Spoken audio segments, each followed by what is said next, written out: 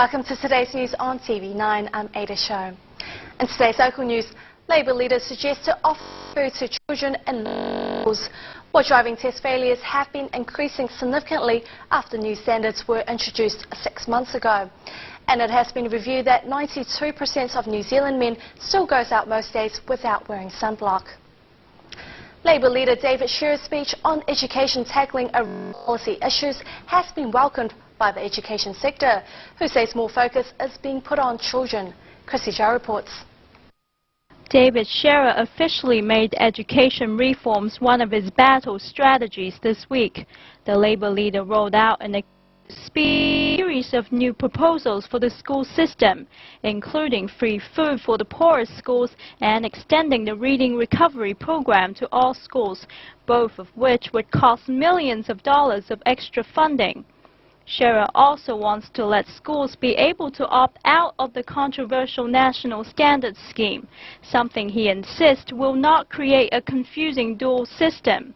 He said during his stop at his old primary school yesterday that education policies need to put more focus on kids. Because if kids can't get to school and be ready to actually learn, then they're not going to learn. And we've 50% of our prison population are functionally illiterate. So we've got to really make an effort to make sure that those kids don't slip behind.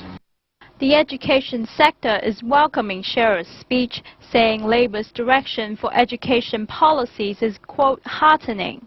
To make a difference for children and to do things that will affect children rather than do things that will just affect policy and affect the system like the current government have been doing. So yes, it's quite clearly creates an education choice for the public to think about, and is quite clear policy than our current government's. But the government is criticising Shearer's plan as out of date and says Labour's new campaign to make standards optional is a change of position. Christy Zhao, 9 News. David Shearer also wants to provide free food for children that attend low decile primary and intermediate schools. They will be from 650 of the lowest decile schools receiving free food in New Zealand. Amy Fung reports. The plans to spend an extra $10 million per year working with voluntary organizations and charities such as KidsCan to provide free food to all decile 1 to 3 primary and intermediate schools. CEO and founder of KidsCan Charity Trust, Julie Chapman, with the extra funding from the government, it will meet the needs of low decile schools. But she also suggests that an opt-in scenario would be a better approach than making a universal program, as this would target children that are actually in need. Certainly, not all children in low decile schools need food, and I think that the best approach, financially prudent approach, is to actually target and provide food or a source of food for children that do have food insecurity issues on an ongoing basis.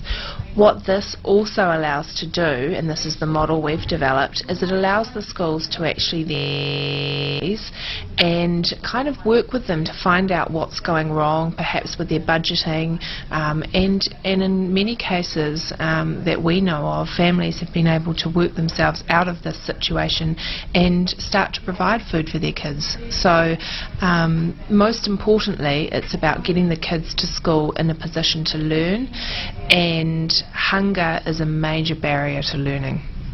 As not all schools in New Zealand will be provided with free food, some may think it is unfair, but Julie Chapman believes that schools with high decile would be absolute understanding in providing for children who comes from a low socio-economic background. KidsCan currently supports 4,500 kids a day in 223 schools around New Zealand, and there are still a number of schools on their waiting list. KidsCan encourages more people to join them in helping needy kids around the country. Amy Feng, 9 News. Figures from Paymark, which processes most electronic transactions, shows a 5.5% growth in spending across the country. South Island experienced particularly strong growth in August, while some retailers also did well with an 8.8% growth in hospitality and 9.7% in building and DIY industry. Auckland prides itself as a culturally diverse city, and as New Zealand population is changing, sporting role model can have a major impact which cannot be overlooked. As you know, New Zealanders and Aucklanders are very keen on their sports. So we said, well, if the population's changing, what about sports? Are they changing? It was the question that sparked the research into sport and cultural diversity in Auckland. How can sports be inclusive and respond to the needs of all cultures? Better yet, what have the immigrants and ethnic groups brought to New Zealand? Since Asian migrants have arrived in Auckland, we're seeing the growth of some sports like badminton and table tennis, but we're not seeing many Asians in what I would call our traditional sports like rugby or rugby league or netball. Putting the physical differences aside, there are plenty more that can be done to involve ethnic groups in sports. Our sports don't quite know how to reach out to Asians, so our sports organisations and our administrators need to do more to sell their sport to Asian communities. Asians have had a huge impact on sports with role models like Lee Chun-Lee and Lydia Ko. But Professor Spoonley hopes to see more Asians participate in a wider variety of sports. When we start to see Asians in the All Blacks or in other national teams, we know that we're seeing integration beginning to occur. Ways of running a sport has changed in order to cater for different ethnic groups, but at the same time, new sports are being introduced in New Zealand. A two-way exchange is something that the professor would like to see. In the same way that food's changed who we are and how we engage, and we're beginning to try all these different Asian foods, let's do that with sports. Latest results from restricted license practical exams show a significant decrease in pass rates since the new system was introduced. This gives a message to learner drivers that more preparation and practice are needed to obtain the restricted license. Amy Fong reports. The system for restricted licensing has been changed in late February this year, making exams for restricted license more difficult to pass.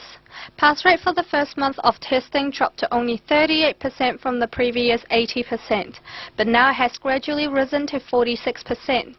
Driving instructor Mr. Gao gives us his opinions on the new system. 因为它难度增加了，那么你拿到这个驾照的几率就会降低，但是相反的，你就会多练车，它会push你多练车。那么，当然这个缺点还是有，我认为是考副来申这个难度减低，就是很明显的缺点。因为有太多的中国驾照持有者到这里，他的考试呢变成没有高速了，或者是高速只有一小段，而且不考趴车。但这一点上，我觉得就是缺点。 The items and standards that examiners look for has also changed. 有很多项内容，比如说，他现在比较重视那个车上的图标，他会重视比较实用的东西，前窗的储物、后窗的储物、手刹在哪里？因为有很多学生考试的时候连雨刷在哪里都不知道，对吧？他会问你几个问题，然后才开始考试。 NZTA Chief Executive Jeff Dangerfield said that the new tests are designed to improve safety and it encourages learner drivers to complete their 120 hours of supervised practice before they sit the test. Feng, 9 News.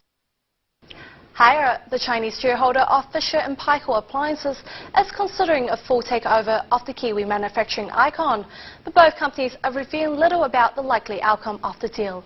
Christy Zhao reports. Haier is a Chinese multinational consumer electronic and home appliance company with the world's largest market share in white goods.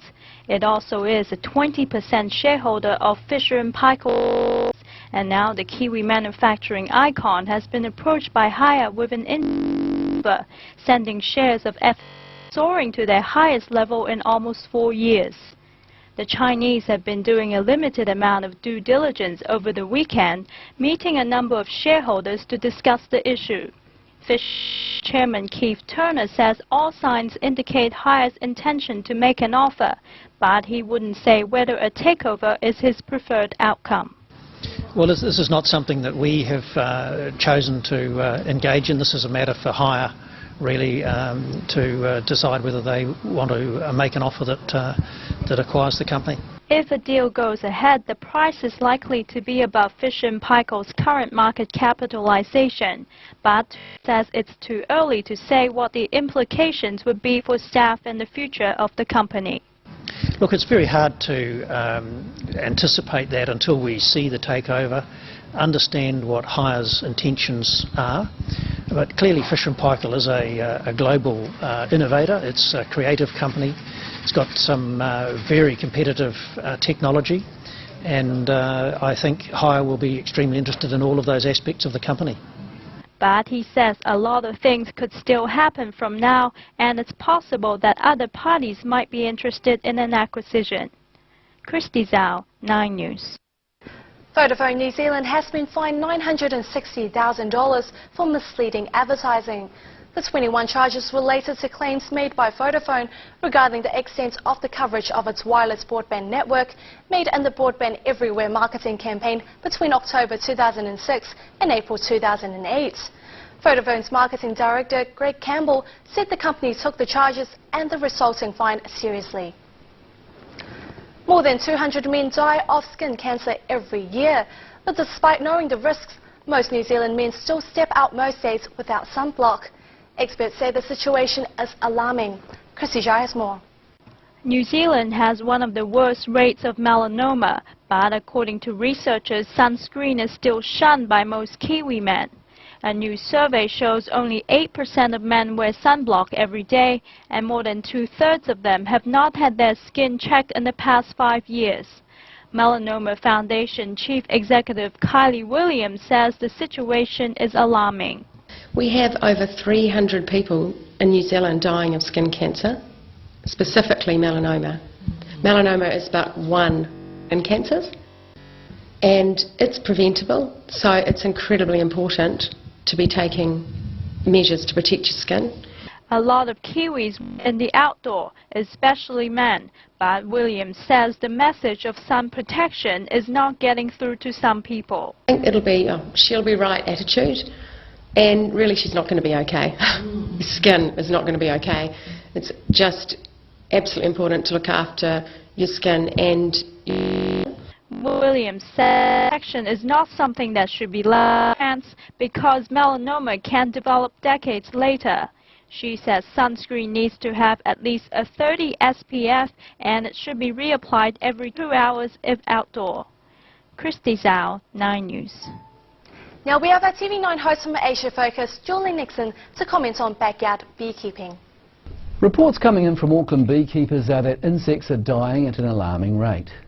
Deaths are being put down to a phenomenon known as colony collapse disorder, or CCD, which has wiped out bees and reduced food crops around the world. It's therefore being assumed that CCD has reached New Zealand. It's not known what causes the disorder.